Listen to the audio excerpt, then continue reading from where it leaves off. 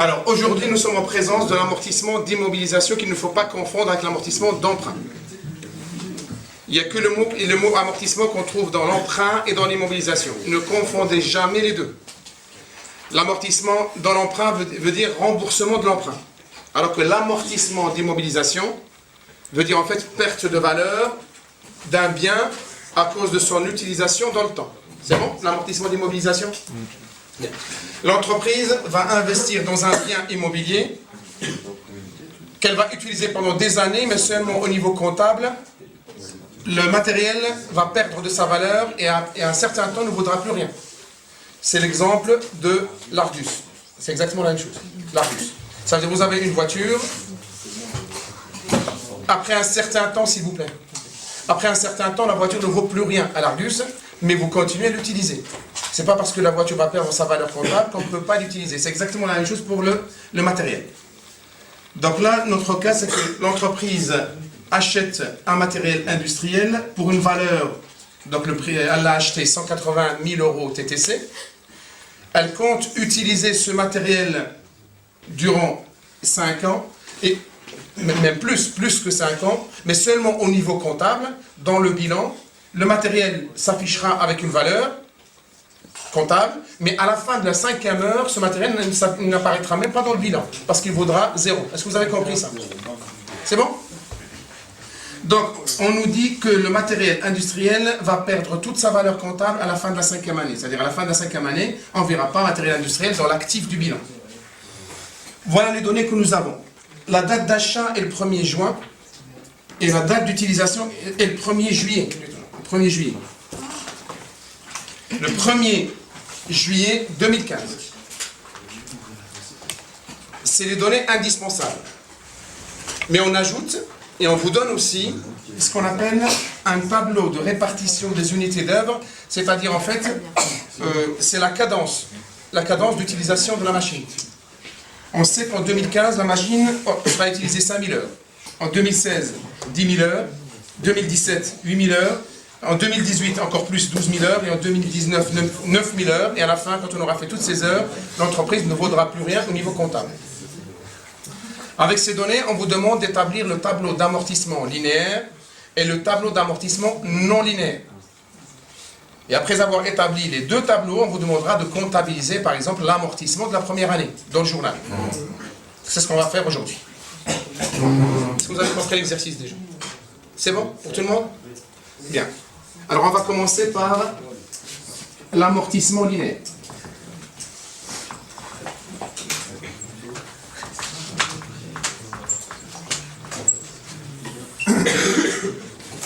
Donc, je répète, le partiel, vous aurez les deux à faire. Les deux. Alors, l'amortissement linéaire, comme le nom l'indique, linéaire, c'est-à-dire en fait que la voiture va perdre la même somme tous les ans. Alors, l'amortissement linéaire, ça veut dire quoi? Ça veut dire en fait que tous les ans, la machine va perdre de sa valeur une somme identique. C'est l'exemple, encore une fois, de l'Argus. La voiture, tous les ans, alors on va dire, elle va perdre 1 000 € de sa valeur. Et au bout d'un certain temps, elle ne vaut plus rien. C'est ça, l'amortissement linéaire. Dans la pratique, sur le marché des entreprises, dans les entreprises, eh ben, l'amortissement linéaire n'est pas appliqué. L'amortissement linéaire, on ne trouve pas ça. D'accord? C'est plutôt l'amortissement non linéaire qu'on verra tout à l'heure. L'amortissement linéaire, d'abord on a dit amortissement identique, tous les ans. Tous les ans. On prend en compte ce qu'on appelle le prorata temporis. Ça veut dire quoi? Ça veut dire qu'on va amortir proportionnellement au temps d'utilisation. D'accord? Il faut vérifier si le matériel est utilisé durant 12 mois ou pas. Si on prend la première année par exemple, il est utilisé combien de temps? La première année. 5 000 heures. Date d'utilisation le 1er juillet, c'est-à-dire c'est 6 mois. Juillet, août, septembre, octobre, novembre, décembre, c'est 6 mois. Donc on ne va pas amortir sur 12 mois, c'est sur 6 mois. D'accord? Et il faut toujours ajouter ce qui manque au début à la fin. Ça, c'est l'amortissement linéaire.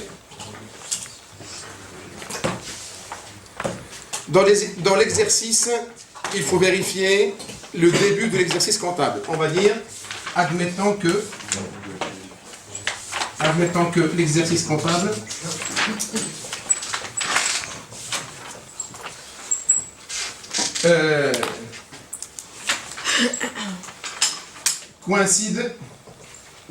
correspond à l'année civile. Correspond à l'année civile. À l'année civile. Ça veut dire quoi ça? Ça démarre le 1er janvier, c'est le 31 décembre. Ça veut dire qu'il commence le 1er janvier et se termine le 1er décembre. Le 1er janvier. 31 décembre. Allez, 1er janvier et va au 31 décembre 2004. Voilà, on va prendre cet exemple-là. Il commence le 1er janvier et se termine fin décembre. À partir de là, on va établir notre tableau d'amortissement linéaire. Je répète pour résumer. L'amortissement linéaire correspond à un amortissement identique tous les ans à condition de respecter les 12 mois par an. Il faut respecter ce qu'on appelle le prorata temporis, c'est-à-dire que l'amortissement est proportionnel à la durée d'utilisation. Et on va admettre, l'exercice vous le dira, on va admettre que dans notre exercice, dans notre cas, que l'exercice comptable coïncide avec l'année civile, c'est-à-dire il commence le 1er janvier et se termine le 31 décembre.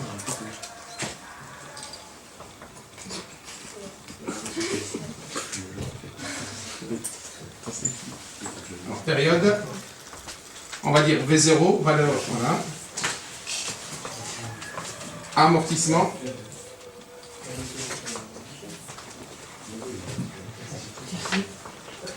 Amortissement cumulé. Ici? Ici. Et VNC, qu'on appelle VNC, c'est valeur nette comptable.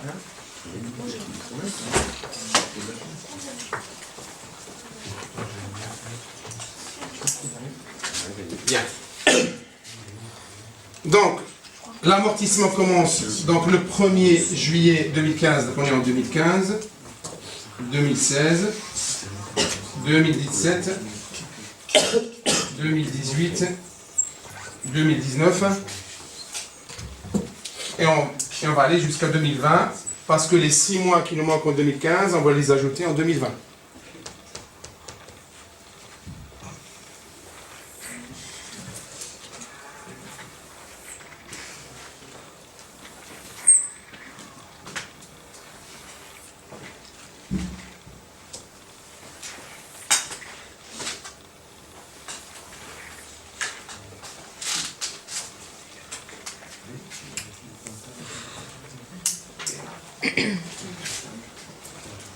Donc, on amortit sur 5 ans, et pourtant, j'ai mis 6 années. Je répète, on amortit sur 5 ans, et pourtant, j'ai mis 6 années. 2015, 2016, 17, 18, 19, 20. Pourquoi? Parce qu'en 2015, va amortir sur combien de temps? En 2015 6 mois. Pourquoi 6 mois? Il y a le prorata temporis. Voilà. Donc en 2015, la date d'utilisation de la machine industrielle a commencé le 1er juillet. Comme l'exercice comptable commence le 1er janvier et se termine le 31 décembre, donc en 2015, la machine a été utilisée seulement 6 mois. Du 1er juillet au 31 décembre. Donc je vais amortir sur 0. Alors, je vais amortir sur 6 mois sur 12. C'est bon? En 2016. J'amortis sur toute l'année. En 2017, toute l'année. En 2018, toute l'année. En 2019, toute l'année. Si je compte 1 an, 2 ans, 3 ans, 4 ans, 4 ans et demi, donc il me manque les 6 mois, je vais les ajouter en 2020. 6 sur 12. Maintenant, la valeur de la machine que je vais amortir. Et là, j'ai fait exprès dans l'exercice de vous donner une valeur TTC. Une valeur TTC. Je vous ai dit que la machine vaut 180 000 € TTC. Or, on n'amortit pas la TVA. Donc, il faut enlever la TVA. D'accord? Donc il faut calculer le hors-taxe. Comment je vais calculer le hors-taxe? Donc le hors-taxe, donc je prends la valeur TTC qui est 180 000 divisé par 1,2. Autrement dit, la formule c'est quoi? C'est je prends le TTC divisé par 1 plus le taux de TVA. Ce qui nous fait 180 000 divisé par 1,2, normalement 150 000. Vous vérifiez?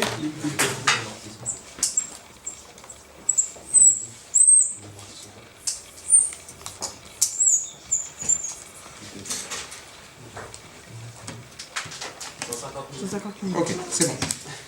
Donc, c'est très important. Si vous n'enlevez pas la TVA, tout le reste est faux. Bien. Je fais 180 000 divisé par 1 plus les 20% de taux de TVA, avec le 2 égale 150 000. Et c'est ces 150 000 là que je mets. Je mets 150 000. Bien. J'ai dit que l'amortissement linéaire correspond à une valeur identique tous les ans. Il faut que je calcule cet amortissement linéaire. Comment je le calcule? Tiens, je vais reprendre là. Alors, l'amortissement linéaire.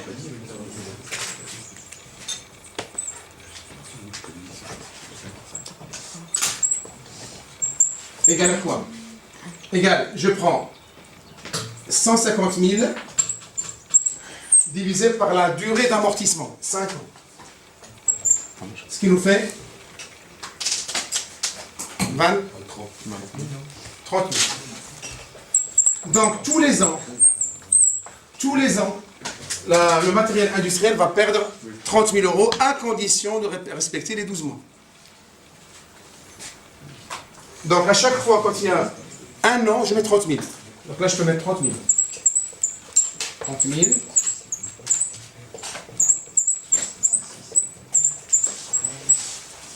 Bien, 30 000. Mais, on a amorti sur 6 mois. On a amorti sur 6 mois, donc c'est la moitié d'un an. Donc c'est 15 000, 15 000.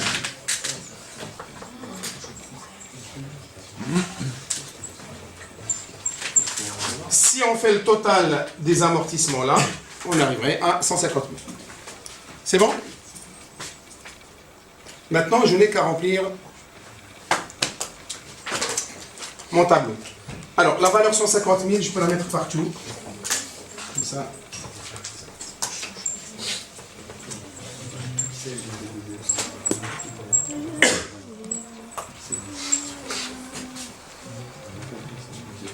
L'amortissement cumulé.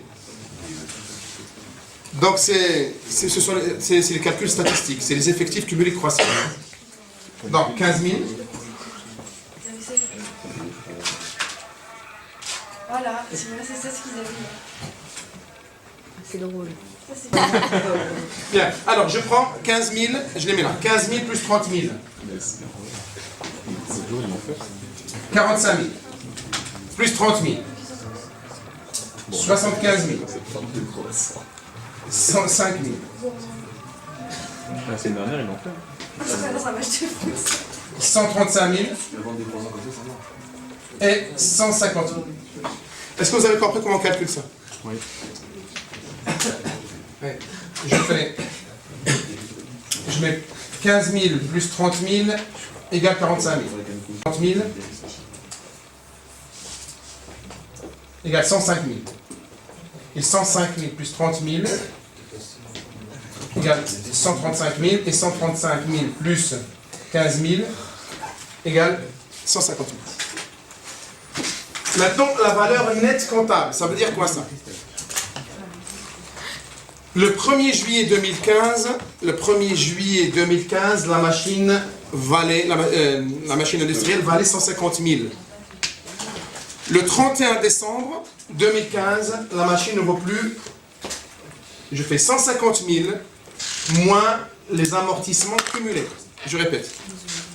La VNC, valeur nette comptable, est égale à V0 moins les amortissements cumulés. Donc je fais 150 000 moins 15 000, ça nous fait 135 000. 135 000. Donc, ça veut dire quoi 135 000? On prend la colonne à gauche et puis on part là. Exactement, je fais la même inverse. Mais c'est la logique qu'il faut comprendre. Bien, je reprends. Le 1er juillet 2015, la machine valait 150 000. Le 31 décembre 2015, la machine ne vaut plus que 135 000. Dans le bilan, dans le bilan, qu'est-ce qui va apparaître dans le bilan? Vous allez avoir ce qu'on appelle une colonne valeur brute, ça veut dire la valeur de la machine quand on l'a acheté, 150 000, et vous aurez une colonne à côté qu'on appelle amortissement, c'est tout ce qu'a perdu la machine durant son utilisation. Si on a le bilan de 2018, on est en janvier 2018, vous allez avoir quoi dans le bilan? Une colonne, c'est marqué matériel industriel 150 000, et deuxième colonne à côté, on vous dira que sur les 150 000, la machine a perdu 105 000. D'accord? La différence, c'est la valeur comptable à la date du 1er janvier 2018. Est-ce que vous comprenez ça? Tout dépend quand est-ce que vous enlevez l'amortissement et quand est-ce que vous enlevez l'amortissement cumulé.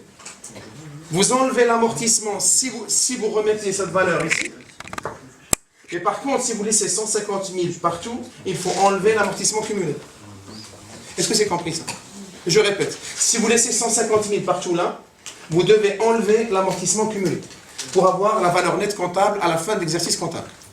Donc là, en 2018, 150 000 moins 105 000, ça fait 45 000.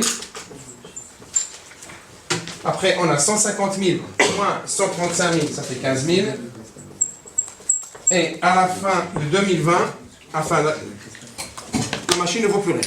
C'est bon? Si vous remettez les 135 000 là à chaque fois, c'est juste aussi. Oui? Vous dites par exemple, la machine industrielle valait le 1er juillet 2015 150 000, elle a perdu 15 000, elle ne vaut plus que 135 000. Je remets les 135 000 là. Je peux. C'est juste aussi. Dans ce cas-là, il faut enlever l'amortissement pour trouver la valeur. D'accord? Bien. Je peux effacer?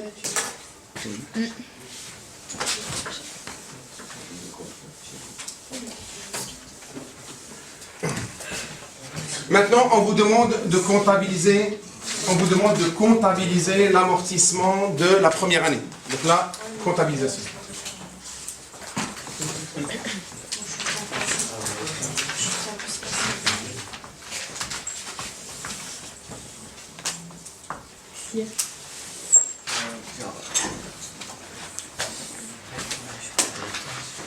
Alors, on est le 31 décembre 2015, et on vous demande de comptabiliser l'amortissement de l'année 2015. Donc le 31 décembre 2015, à la fin de l'année 2015, je dois comptabiliser l'amortissement. Qu'est-ce que je fais? Donc j'aurai dotation aux amortissements.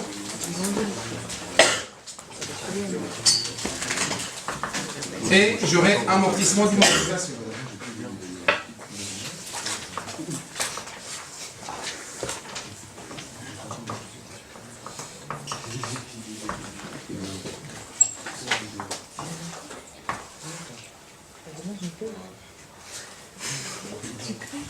Et je mets 15 000. 15 000.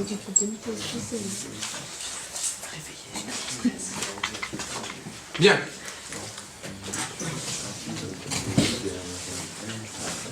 On peut vous demander de comptabiliser l'amortissement de 2017, comme 2018. Là, je vous demande de comptabiliser l'amortissement de 2015. Et bien, à la fin de l'année 2015, qu'est-ce que je constate et qu'est-ce que je comptabilise? Eh bien, je vais comptabiliser une dotation aux amortissements qui est considérée comme une charge pour l'entreprise d'une valeur de 15 000. Et le compte 281 amortissement d'immobilisation, 15 000. 681, ça va dans le compte de résultat et l'amortissement, ça va dans le bilan. Dans le bilan, ça va diminuer la valeur de votre immobilisation. Tous les ans, elle perd de la valeur. D'accord? Bien. Pourquoi on dit dotation aux amortissements? Pourquoi on considère l'amortissement comme une charge? C'est le cas là. Je vous ai dit que la loi autorise l'entreprise à comptabiliser l'amortissement en tant que charge, alors que c'est théorique. c'est vraiment théorique. Pourquoi faire? C'est une perte comme ça fait que ça baisse leur bénéfice. Voilà. C'est qu'on autorise l'entreprise de comptabiliser la perte de valeur de la machine comme une charge qui va baisser leur bénéfice, le résultat, et du coup, ils payent moins d'impôts. Donc, cette opération-là, elle a un objectif, c'est d'inciter les entreprises à réinvestir. Ça veut dire, vous investissez dans du neuf, on est bien d'accord, tout ce qui est amortissement ne s'applique que sur du neuf, pas sur l'occasion. Ça veut dire qu'on dit à l'entreprise, mais écoutez, investissez, achetez, de toute manière, tous les ans, vous allez utiliser votre machine, ça veut dire que votre machine va perdre de sa valeur, et bien cette perte de valeur, vous aurez le droit de les comptabiliser comme charge, donc vous allez baisser théoriquement votre bénéfice, et vous paierez moins d'impôts, parce que les impôts sont payés sur les bénéfices. Vous avez compris? Alors si je dois faire un parallèle, bien que ce n'est pas vraiment un parallèle, mais si je peux vous donner une idée, c'est comme si on vous disait achetez une voiture neuve et regardez l'Argus, et toute perte de valeur de votre voiture, vous allez les déduire de vos impôts. On vous incite à acheter des voitures tout le temps. Hein, vous achetez une voiture, par exemple, à 10 000 €, elle perd sa valeur, imaginons qu'au bout de 10 ans, hop, elle ne vaut plus rien. En appliquant un amortissement linéaire, c'est-à-dire tous les ans, votre voiture perd 1 000 € de sa valeur. Alors on vous dit, eh ben, quand vous allez payer vos impôts, vous allez déclarer les 1 000 € de perte de valeur de votre voiture comme une charge. Donc ça va baisser votre revenu que vous devez déclarer, donc vous payez moins d'impôts. C'est à peu près la même chose dans l'entreprise, mais seulement là, ça va baisser son bénéfice, donc l'entreprise paiera moins d'impôts, et cet argent, normalement, doit être réinjecté pour réinvestir, etc. Est-ce que vous avez des questions sur l'amortissement linéaire? Vous l'aurez au partiel. Donc attention avec les TTC, il faut toujours enlever la TVA pour pouvoir amortir. Des questions? On a pris le temps en fait, voilà. Normalement ça peut aller très vite. Pas de questions? Donc on va passer à l'amortissement non linéaire, on aura terminé.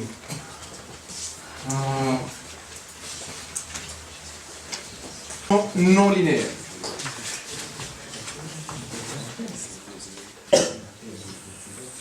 L'amortissement non linéaire. Alors, je vous ai dit qu'on calcule l'amortissement linéaire, mais en réalité, l'amortissement linéaire n'existe pratiquement pas. Les entreprises ne font pas appel, n'appliquent pas l'amortissement linéaire. Parce que l'amortissement linéaire, en fait, est appliqué sur en fait, une machine, on est sûr qu'elle perd la même valeur tous les ans, ce qui n'est pas le cas. C'est comme si je vous disais, en fait, nous avons la même voiture, on achète la même voiture au même prix et même année, et on vous dit, les voitures perdent la même valeur tous les ans, alors qu'on ne conduit pas pareil. Hein,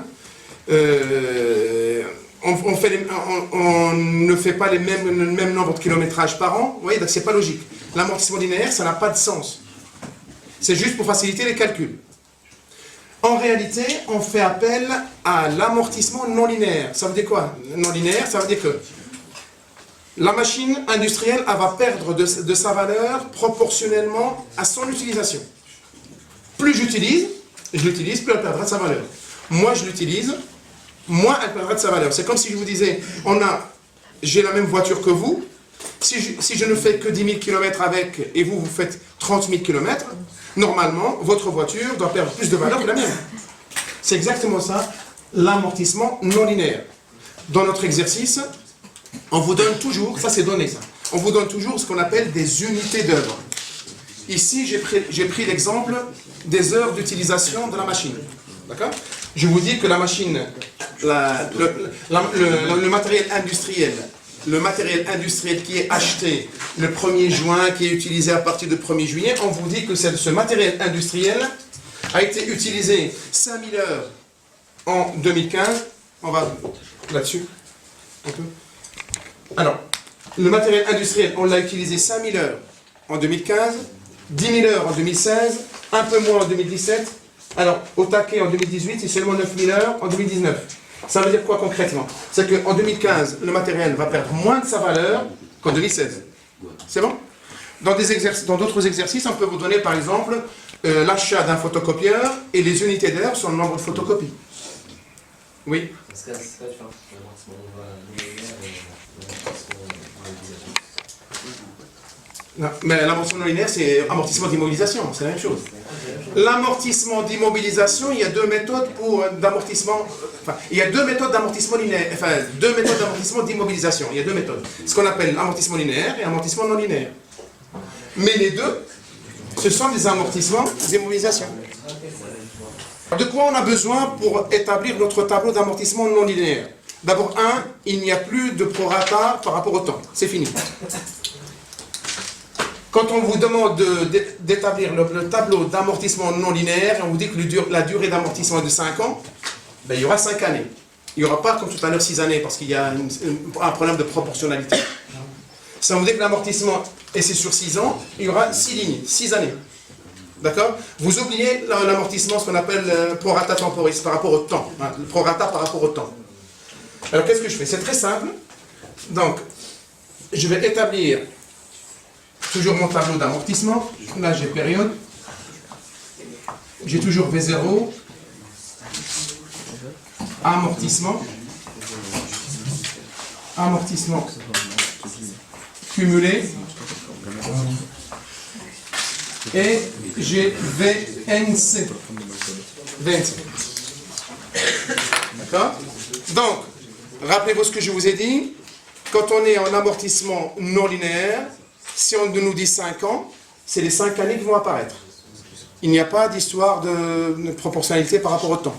Donc j'aurai 2015, 2016, 2017, 2018 et 2019.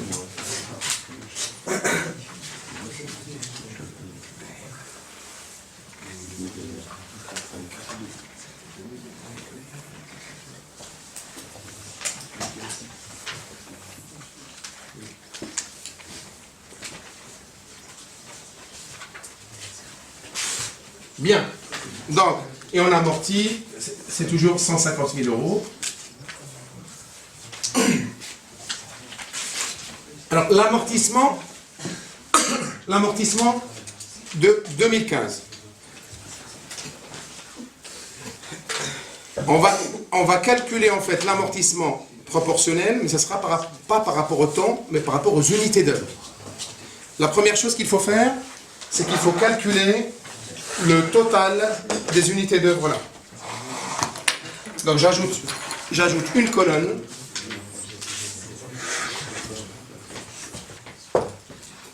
On peut voir juste. Alors là, quand on vous donne un tableau comme ça, les unités d'heure, les années avec les unités d'heure. Ici, j'ai pris les heures. Hein. Donc d'abord, il faut faire le total des heures. Il faut qu'on arrive à un total de 23, 35, 44. 44 000.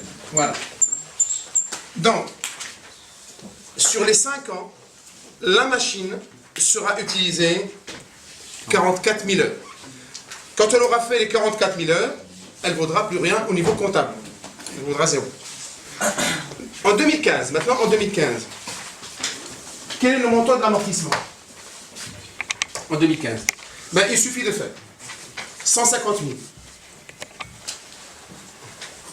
Multiplié par 5 000, divisé par 44 000, et j'ai mon amortissement. Est-ce que vous comprenez?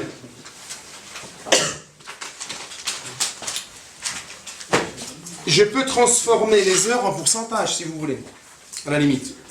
Par exemple, en 2015, on mettra 5 000 divisé par 44 000, et ainsi de suite. Mais les pourcentages, il va y avoir en fait des arrondis, il vaut mieux utiliser les fractions comme ça. Ça sera plus proche de la réalité. Qui n'a pas compris ça? En 2015, on va amortir 150 000 multiplié par 5 000 divisé par 44 000. En 2016, je prends toujours 150 000, là, et multiplié par 10 000 sur 44 000. En 2017, 150 000 fois 8 000 divisé par 44 000. En 2018, donc 150 000 fois 12 000 divisé par 44 000. Et en 2019, 150 000 multiplié par 9 000 divisé par 44 000. D'accord? Et là, bien entendu, mes 150 000, toujours.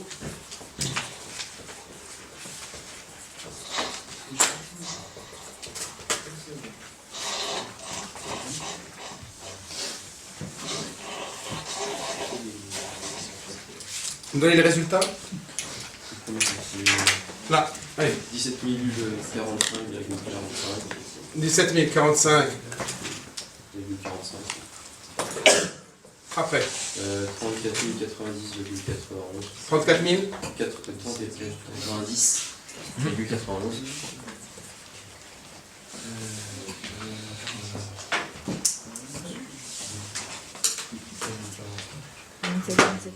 Combien? 27 272,73. 272,73. Ouais, c'est ça.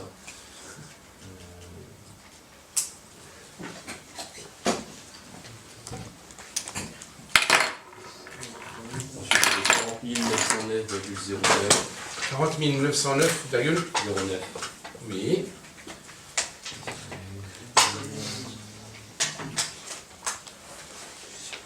Et ça fait 30 681,82.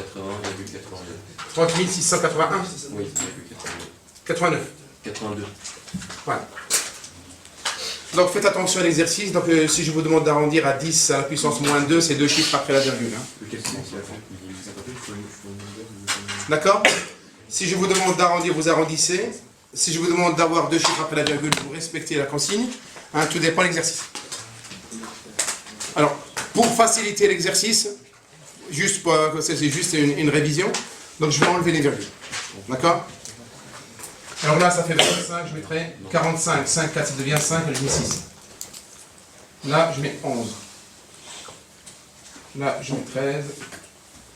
113. Et là, je laisse comme ça. Et là, 82. Voilà, c'est juste pour faciliter les calculs. Hein. Donc, on arrondit. Donc, on est bien d'accord. Donc là, on a utilisé la réalité. On a utilisé la cadence d'utilisation du matériel industriel pour calculer nos amortissements. C'est plus réel. D'accord? Donc, 150 000 fois 5 000 divisé par 44 000, c'est parce qu'on a utilisé la machine 5 000 heures sur 44 000 heures au total. On a utilisé la machine 10 000 heures sur 44 000 heures au total. On a utilisé le matériel industriel 8 000 heures sur 44 000, etc. Donc, c'est en 2016 que la machine a perdu plus de sa valeur, parce que c'est l'année où on l'a utilisé plus. Non, c'est plutôt 2018. En 2018, qu'elle a perdu plus de sa valeur, parce qu'elle a perdu 40 000 euros de sa valeur, parce que c'est l'année où on l'a utilisé le plus, 12 000 euros. Alors, je calcule mes amortissements cumulés, là, vous faites en même temps. 78 409. 78 409. Oui, c'est ça. Plus 40 909. 119 318. 78. 318. Et le dernier, normalement, on doit arriver à 150 000. voilà, 150 000. Voilà, c'est bon. Maintenant, je calcule ma VNC, valeur nette comptable. Donc, je fais V0 moins amortissement cumulé. Hein, je le mets là. VNC égale V0 moins amortissement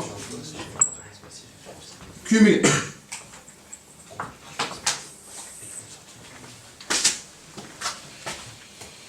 Vous les donne.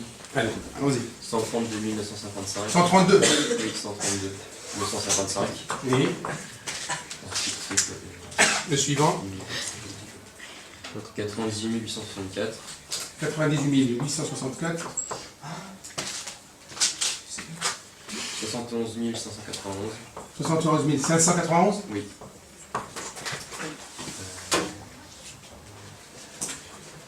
30 682. 30 682 et 0. Normalement, on va arriver à 0. Voilà notre tableau d'amortissement non linéaire. Des questions dessus? Donc encore, il faut juste utiliser votre calculatrice et faites attention aux arrondis. Donc on vous donnera des consignes le jour du partiel. Hein. Arrondissez à 2 chiffres après la virgule ou pas du tout. Alors maintenant que j'ai mon tableau d'amortissement non linéaire, ben, la comptabilisation c'est exactement la même, c'est seulement les valeurs qui vont changer. Alors maintenant comptabilisation, et on terminera avec ça.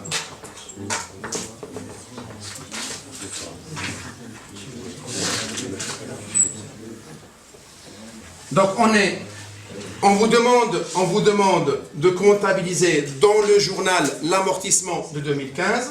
Donc, 31 décembre 2015, et ben, je mets mes dotations aux amortissements.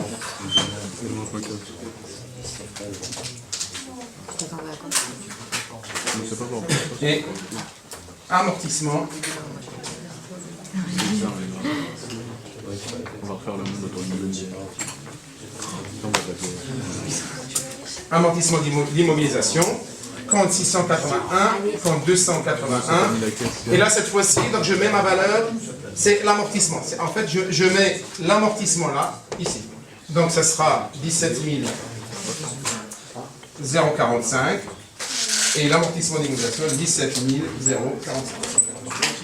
Voilà la comptabilisation de l'amortissement non linéaire de l'année 2015. Il n'y a pas vraiment de complications, mais il faut juste maîtriser les calculs. Alors, qu'est-ce que tu en penses? Dur, pas dur? En fait, c'est de l'entraînement. Là, c'est vraiment de l'entraînement. Ça peut arriver qu'on se trompe, hein, mais entraîne-toi. En fait, il n'y a pas vraiment de pièges. Les seuls pièges qu'il peut avoir, en fait, c'est... Par exemple, je te donne le TTC au lieu de hors-taxe. Et il faut repérer la date d'utilisation et il faut savoir calculer la durée d'amortissement de la première année. Quand on est le 1er juillet, on va jusqu'au 31 décembre, il faut bien compter 6 mois. Hein. Juillet entier, août, septembre, octobre, novembre, décembre. Il faut faire attention à la date, enfin, à l'exercice comptable. Parce qu'on est parti sur un exercice comptable qui coïncide avec l'année civile, c'est-à-dire il commence le 1er janvier, il se termine le 31 décembre. Mais je peux vous donner en fait l'exercice comptable qui commence le 1er avril et qui se termine fin mars. Non, c'est bon? Tu peux copier, mais je vais reprendre après. Je vais juste résumer notre révision sur l'amortissement d'immobilisation. Il faut écouter. Non, voilà. Pour ceux qui ont des difficultés en comptabilité, voilà les pièges vous pouvez rencontrer. Alors l'amortissement d'immobilisation, il y a deux types d'amortissement. Amortissement linéaire et amortissement non linéaire. Attention, répondez à la question qu'on vous pose. Donc, amortissement linéaire, c'est qu'on amortit la même valeur tous les ans, à condition de respecter les 12 mois. En général, on vous donne une date d'utilisation.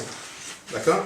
Donc la première chose qu'il faut savoir, c'est l'exercice comptable. Il commence quand, il se termine quand. C'est très important, parce qu'un exercice comptable ne commence pas spécialement le 1er janvier, il se termine le 31 décembre. Je peux vous donner un exercice comptable qui commence un 1er mai, un 1er juillet, mais à chaque fois, il faut ajouter 12 mois. Donc la première chose, il faut regarder l'exercice comptable. Parce que sinon, votre premier amortissement sera fausse. Et la dernière aussi. Quand je parle de l'amortissement linéaire. La durée. Après, il faut savoir calculer le prorata. Si ça commence le 1er juillet, on compte tout le mois de juillet jusqu'à fin décembre. On peut vous donner, par exemple, au lieu que ça soit simple, le 1er de chaque mois, on peut vous donner, par exemple, si je vous dis le 13 juillet. Pour compliquer, pour vous casser la tête un peu, je peux dire le 13 juillet. Là en fait, le prorata, on ne le calcule plus avec des mois, on les calcule avec des jours. En sachant qu'en comptabilité, on accepte, on estime qu'un mois égale 30 jours et une année égale 360 jours. Pour faciliter les calculs, c'est très simple. Un mois, 30 jours, y compris le mois de février, on estime que c'est 30 jours. Pour pouvoir calculer le prorata par rapport au nombre de jours. Mais vous n'aurez pas ça aujourd'hui partiel. Mais je vous dis ça, c'est au cas où voilà, vous avez un concours ou n'importe à passer. Donc, je répète, il faut regarder l'exercice comptable commence quand, il se termine quand. Il faut savoir calculer l'amortissement de la première année avec la date d'utilisation, parce que vous allez récupérer ce qui manque la première année à la fin de l'année. Et surtout, il faut calculer le hors-taxe. Si au cas où on vous donne la valeur d'une immobilisation TTC, il faut absolument enlever la TVA, parce qu'on n'amortit que le hors-taxe. C'est bon? Après, vous faites votre tableau et vous remplissez, vous arrivez à 0 et vous comptabilisez l'année qu'on vous demande. Par exemple, la première année, vous avez dotation aux amortissements, amortissement d'immobilisation, compte 681 et compte 281. Maintenant, l'amortissement non linéaire, c'est l'amortissement qu'on applique le plus dans les entreprises parce qu'elle prend on prend en compte l'utilisation réelle du matériel. D'accord. Donc là, vous faites au prorata, mais cette fois-ci par rapport au prorata des unités d'œuvre. Et j'en ai terminé. Bon courage.